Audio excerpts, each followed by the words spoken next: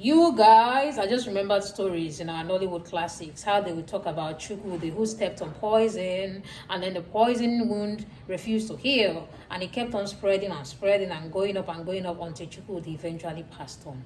Thank God for science and technology, because I think that finally makes sense. Back in the days when there was no explanation for something, they would just give it a name, and they would particularly say it was spiritual. I think that was simply a diabetic foot ulcer. Chukwudi was diabetic and he did not know he was diabetic. So he had a complication of diabetes, which is called a diabetic foot ulcer, that will continue to spread until they control the blood sugar and probably start treating the wound. And depending on the extent of the wound, sometimes the knee will need to be amputated completely.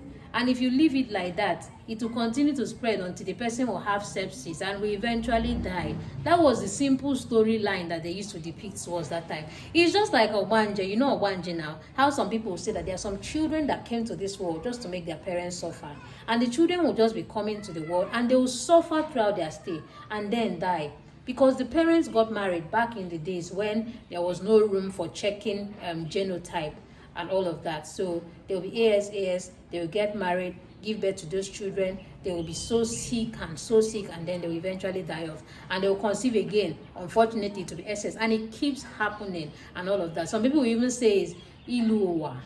Yes. But thank God, now it actually has a name. I think that was simply sickle cell anemia then, because they say the children came to the world. Sure, there were just a lot of stories attached to it, but thank God it has a name now. So it's something that can be taken care of. It's something that can be treated, Anyway, I just said let me just drop that comment and keep heading my way.